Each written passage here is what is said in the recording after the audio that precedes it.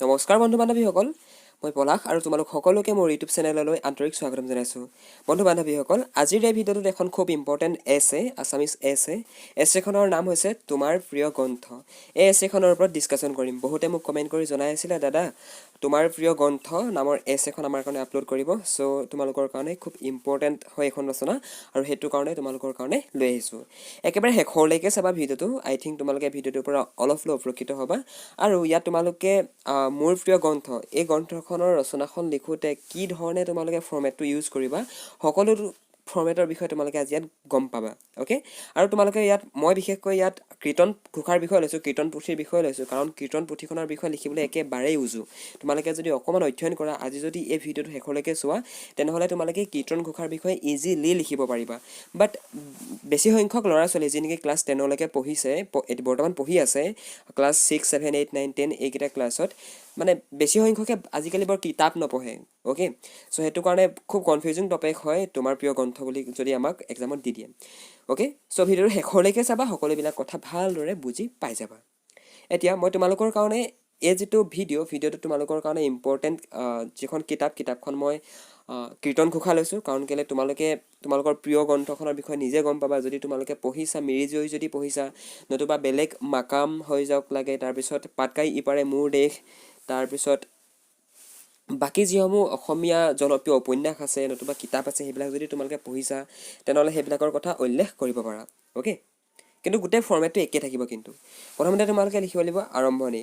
এখন মহৎ গ্ৰন্থ এটা মহান জীৱনৰ উদাহৰণ। গ্ৰন্থ মানুহৰ প্ৰধান লগৰীয়া। নজনা কথা জানিবৰ বাবে, শিক্ষাৰ বাবে, জ্ঞানৰ বাবে, অৱসৰৰ সময় কটাবৰ বাবে গ্ৰন্থৰ প্ৰয়োজন। গ্ৰন্থৰ অধ্যয়নে মানুহক ক্ৰমে উন্নতি জখলালৈ আগুৱাই লৈ যায়। গ্ৰন্থই মানুহক অন্ধকাৰ বিনাশী জ্ঞানৰ সন্ধান দিয়ে। গ্ৰন্থই মানুহক অন্ধকাৰৰ পৰা মুক্ত কৰি পোহৰৰ দিশে গতি কৰায়। তাৰমানে এখন মহৎ গ্ৰন্থ এটা মহান জীৱনৰ উদাহৰণ।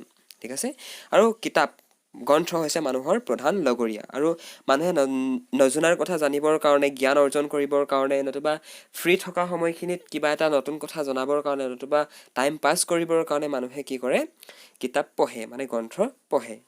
ঠিক আছে, আমি মানে পঢ়িব পাৰোঁ। আমি যেতিয়া ফ্ৰী থাকোঁ তেতিয়া মোবাইল টিপি সময় নষ্ট কৰাতকৈ তোমালোকে এখন কিতাপ পঢ়া, মোবাইলতে ডাউনলোড কৰি পিনে পঢ়া। ঠিক আছে, তেনেকুৱা ধৰণে তোমালোকে কোৱালিটি টাইম স্পেণ্ড কৰিব পাৰা, যাৰ দ্বাৰা নেকি তোমালোকৰ জ্ঞানৰ পৰিসৰটো আৰু বাঢ়ি যাব। বুজি পাইছা? আৰু জ্ঞানে কি কৰে, মানে কিতাপে কি কৰে, কিতাপ পঢ়িলে তোমালোকৰ ওচৰত জ্ঞান আহিব, আৰু জ্ঞান যদি তোমালোকৰ ওচৰলৈ আহে, তেনেহ'লে তোমালোকে জীৱনত বহু দূৰ আগুৱাই যাব পাৰিবা। অ'কে, আৰম্ভণিত তোমালোকে এইখিনি কথা চালি জাৰি লিখিবা। নেক্সট আহিলে মোৰ প্ৰিয় গ্ৰন্থ। ঠিক আছে, কাৰণ ইয়াত কিয় এনেকুৱা ধৰণে লিখা গৈছে, কাৰণ এছেখন তোমালোকেহে পৰীক্ষাত লিখিবা, মই নিলিখোঁ। গম পাইছানে বাৰু? সেইটো কাৰণে তোমালোকে অলপ ভালদৰে মনোযোগ সহকাৰে চাবা। আৰু এই পইণ্টটোত মোৰ প্ৰিয় গ্ৰন্থ বুলি এনেকুৱা ধৰণে লিখি পিনে দুটা ডট দি পিনে এডাল হাইফেন দি ল'বা। মোৰ জীৱনত খুব কম গ্ৰন্থ পঢ়াৰহে অভিজ্ঞতা হৈছে, কাৰণ কেলৈ ক্লাছ 10লৈকে ল'ৰা ছোৱালীবিলাকে বাহিৰা কিতাপ পঢ়িবলৈ সময়ে নাপায়। আমি এতিয়া কলেজ ষ্টুডেণ্ট, আমাৰ কোনো প্ৰব্লেম নাই বাহিৰা কিতাপ পঢ়িলে, আৰু পঢ়িবলগীয়া হৈ যায় আমাৰ। কিন্তু স্কুলত থাকোঁতে মানে নিজৰ চিলেবাছখনকে শেষ কৰিবলৈ বহুত টান হয়। গতিকে তোমালোকেনো বাহিৰা কিতাপ ক'ৰ পৰানো পঢ়িবা, নহয় জানো? সেইটো কাৰণে তোমালোকে এনেকুৱা ধৰণে লিখিবা যে মোৰ জীৱনত খুব কম গ্ৰন্থ পঢ়াৰহে অভিজ্ঞতা হৈছে, নতুবা আছে। সাধু, পৌৰাণিক আখ্যান, ভ্ৰমণ কাহিনী আৰু বিজ্ঞান সম্পৰ্কীয় পুথি পঢ়ি মই ভাল পাওঁ। যি হ'লেও মোৰ আটাইতকৈ প্ৰিয় পুথিখন হ'ল মহাপুৰুষ শ্ৰীমন্ত শংকৰদেৱৰ কীৰ্তন ঘোষা। অ'কে, তাৰপিছত তোমালোকে লিখিবা যে কি তোমালোকে ক্লাছ 10লৈকে বিশেষকৈ পৌৰাণিক আখ্যান, নতুবা সাধু, ভ্ৰমণ কাহিনী, তাৰপৰা 12-17 নে কি এনেকুৱা ধৰণে এখন হোমেন বৰগোহাঁইৰ নেতৃত্বত কিবা এখন ওলাইছিলে আলোচনী, য'ত নেকি বিজ্ঞানৰ বিষয়ে বিভিন্ন ধৰণৰ কনচেপ্টবিলাক আহে। চ' এনেকুৱা ধৰণৰ আলোচনীবিলাকৰ কথা তোমালোকে ইয়াত উপস্থাপন কৰিব পাৰা। ঠিক আছে, তাৰপিছত লিখিবা যে কি যি হ'লেও মই কীৰ্তন পুথিখন পঢ়ি, কীৰ্তন ঘোষাখন পঢ়ি পিনে খুব ভাল পাওঁ। অ'কে, ইয়াত কীৰ্তন ঘোষা সলনি তোমালোকে যিখনৰ বিষয়ে লিখিবলৈ বিচৰা সেইখনৰ বিষয়ে ইয়াত এক্সপ্লেইন কৰিব পাৰা, মানে উপস্থাপন কৰিব পাৰা। নেক্সট আহিলে গ্ৰন্থৰ পৰিচয়। মহাপুৰুষ শংকৰদেৱৰ গ্ৰন্থসমূহৰ ভিতৰত কীৰ্তন পুথিৰ স্থান অন্যতম। কীৰ্তন মহাপুৰুষজনাৰ কবি প্ৰতিভাৰ শ্ৰেষ্ঠ নিদৰ্শন। কীৰ্তন পুথি 29টা খণ্ডৰ সমষ্টি। ইয়াত চোৱা কি বুলি কোৱা হৈছে যে মহাপুৰুষ শংকৰদেৱৰ গ্ৰন্থসমূহৰ ভিতৰত কীৰ্তন পুথিৰ স্থান অন্যতম, মানে কীৰ্তন পুথিক মহাপুৰুষ শংকৰদেৱৰ জীৱনৰ কীৰ্তিস্তম্ভ বুলিও কোৱা হয়। বুজি পাইছা? কীৰ্তন মহাপুৰুষজনাৰ কবি প্ৰতিভাৰ শ্ৰেষ্ঠ নিদৰ্শন। কীৰ্তন যে শ্ৰীমন্ত শংকৰদেৱে লিখিছিলে যে সেইখন তেওঁৰ গোটেই সাহিত্যিক জীৱনৰ তেওঁতকৈ মানে শ্ৰেষ্ঠতম নিদৰ্শন বুলি ইয়াত কোৱা হৈছে। কীৰ্তন পুথি কি বুলি কৈছে? কীৰ্তন পুথি 29টা খণ্ডৰ সমষ্টি। একেবাৰে ইজিকৈ তোমালোকৰ কাৰণে দেখুওৱা গৈছে, একেবাৰে ইজি। তোমালোকে এখন মুখস্থ কৰোঁ বুলি ক'লেও পাৰিবা, ঠিক আছে। কীৰ্তন পুথি 29টা খণ্ডৰ সমষ্টি আৰু 9বিধ ভক্তিৰ ভিতৰত শংকৰী ধৰ্মত শ্ৰৱণ আৰু কীৰ্তনক প্ৰাধান্য স্থান দিছে, নতুবা প্ৰাধান্য প্ৰদান কৰিছে। গতিকে শংকৰী ধৰ্ম বুলি কোৱাৰ লগে লগে বুজি পাইছে চাগে, আজিকালি ওলাই শংকৰী ধৰ্মৰ পৰা আৰম্ভ কৰি বিভিন্ন ধৰণৰ ধৰ্ম আছে, ৰাইট। চ' শংকৰী ধৰ্ম বুলি কোৱাৰ লগে লগে বুজি পাইছে চাগে ন? বন্ধু বান্ধৱীসকল, আই থিংক তোমালোকে অকণমান ধৰিব পাৰিছা মই ইয়াত তোমালোকক কি কথা ক'ব বিচাৰিছোঁ। আৰু গতিকে শ্ৰৱণ আৰু কীৰ্তনৰ সুবিধাৰ কাৰণেই অৰ্থাৎ নাম প্ৰসংগৰ উপযোগীকৈ ঘোষা আৰু পদসহ কীৰ্তন পুথি ৰচনা কৰা হৈছে। আৰু কীৰ্তনত সন্নিৱিষ্ট হোৱা খণ্ডসমূহ হ'ল ক্ৰমে চতুৰ্থবিংশ অৱতাৰ, তাৰপৰা নামাপৰাধ, পাখণ্ড দমন, অজামিন উপাখ্যান, প্ৰহ্লাদ চৰিত্ৰ, গজেন্দ্ৰ উপাখ্যান, হৰমোহন বলিচলন ইত্যাদি। এইবিলাক মানে কীৰ্তনত অন্তৰ্ভুক্ত বিষয়বস্তু হয়, ঠিক আছে। আৰু যদি তোমালোকে এক্সট্ৰা কিবা জানিব বিচৰা দেন তোমালোকে কি কৰিবা, কীৰ্তন পুথিখনৰ বিষয়ে অকণমান গুগলত চাবা, নতুবা ইউটিউবত চাই ল'বা যে কীৰ্তন কি হয়নো। পাৰিলে তোমালোকে কাম এটা কৰিবা, উইকিপিডিয়া নামৰ এপটো ইনষ্টল কৰি ল'বা। উইকিপিডিয়াত গৈ পিনে অসমীয়াত চাৰ্চ কৰিবা কীৰ্তন পুথি, অ'কে। চ' তেতিয়া তোমালোকে ভালদৰে বুজিবলৈ মানে সক্ষম হ'বা। নেক্সট আহিলে গ্ৰন্থৰ বিষয়বস্তু, যে কীৰ্তন পুথিখননো কি আছে, অ'কে। কি বস্তু আছেনো কীৰ্তন পুথিখনৰ ভিতৰত যাৰ কাৰণে নেকি কীৰ্তন পুথিখন এখন ইউনিক কিতাপৰ ভিতৰত পৰে। ৱেল, বুজি পাইছা?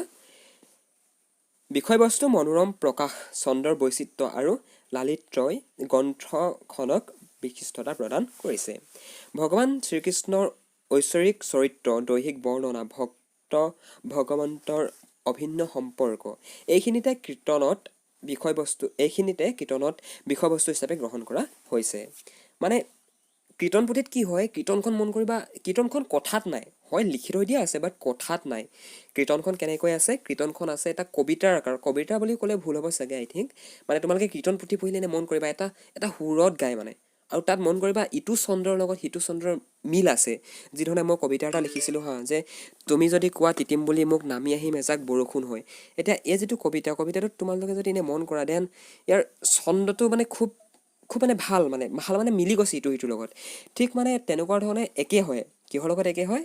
কীৰ্তন পুথি তোমালোকে পঢ়ি চাবা, দেন তাত ছন্দটো চিমিলাৰ পাবা, মানে বেছিভাগতে চিমিলাৰ পাবা। চ' সেইটো কথাকে ইয়াক কোৱা হৈছে, বুজি পাইছা? আৰু কীৰ্তনত কি কৰা গৈছে? ভগৱান শ্ৰীকৃষ্ণৰ গুণ গৰিমাৰ কথা বৰ্ণনা কৰা গৈছে।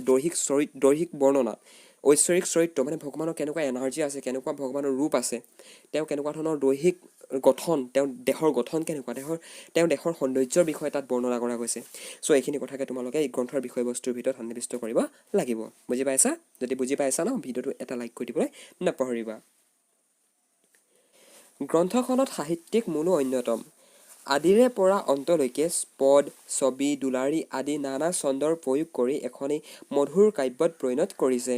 অপূৰ্ব শব্দ চয়ন, ঘৰুৱা শব্দৰ সমাৱেশ, ছন্দৰ লালিত্য ইত্যাদিয়ে এক নতুন সাহিত্যিক সৌন্দৰ্যৰ সৃষ্টি কৰিছে।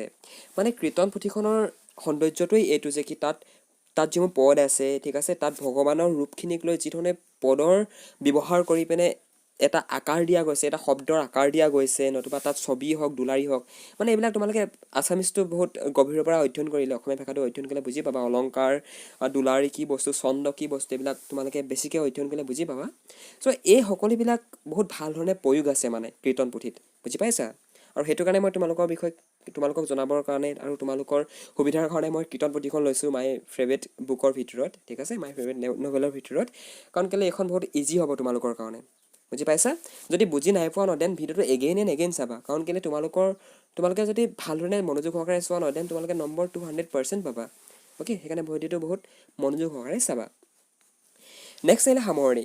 নিচেই সীমিত অভিজ্ঞতা আৰু খুব কম সময়ৰ ভিতৰতে এই গ্ৰন্থখনিৰ বিষয়ে প্ৰাঞ্জলভাৱে দাঙি ধৰিবলৈ যোৱাটো মোৰ বাবে ধৃষ্টতা মাথোন। কিন্তু এই কথা ক'ব পাৰোঁ যে সকলোবোৰ দিশৰ পৰা চাই কীৰ্তন মোৰ প্ৰথম পচন্দৰ গ্ৰন্থ।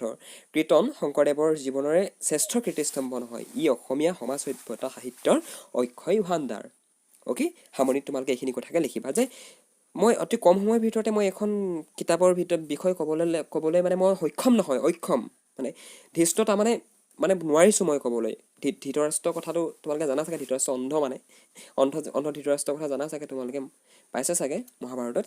চ' সেই কথাটো ইয়াত বুজোৱা গৈছে মানে, ঠিক আছে। গতিকে আৰু মই এইটো কথা মোৰ নিজৰ ফালৰ পৰা ক'ব পাৰোঁ যে কি এই কিতাপখন বহুত ভাল পাওঁ মই, আৰু এখন মোৰ পচন্দৰ কিতাপ। আৰু কীৰ্তন কেৱল মাত্ৰ শংকৰদেৱৰে সাহিত্যিক জীৱনৰ কীৰ্তিস্তম্ভ নহয়, ঠিক আছে, ই অসমীয়া সমাজ সাহিত্যৰ অক্ষয় ভাণ্ডাৰ, সমাজ সভ্যতা সাহিত্যৰ অক্ষয় ভাণ্ডাৰ। তোমালোকে এনেকুৱা ধৰণে লিখিবা, তোমালোকে নিশ্চয় নম্বৰ পাবা, ঠিক আছে। চ' বন্ধু বান্ধৱীসকল, মই ভাবোঁ তোমালোকে ভিডিঅ'টো ভাল পালা। যদি ভাল পালা ন, দেন ভিডিঅ'টো এটা লাইক কৰিবলৈ নাপাহৰিবা। আৰু মোৰ চেনেলত যদি প্ৰথমবাৰৰ কাৰণে ভিজিট কৰিছা, দেন চেনেলটো ছাবস্ক্ৰাইব কৰিবা, আৰু ভিডিঅ'টো এটা লাইক কৰি দিবা, যাতে মই আৰু ভিডিঅ' বনাবৰ কাৰণে অনুপ্ৰেৰণা পাওঁ। আৰু তোমালোকৰ স্কুলৰ যিবিলাক হোৱাটছএপ গ্ৰুপ আছে, গ্ৰুপবিলাকৰ লগত ভিডিঅ'টো শ্বেয়াৰ কৰিবা, যাতে তেওঁলোকেও অলপ হ'লেও উপকৃত হয়। চ' থেংকছ ফৰ ৱাচিং দ্য ভিডিঅ'।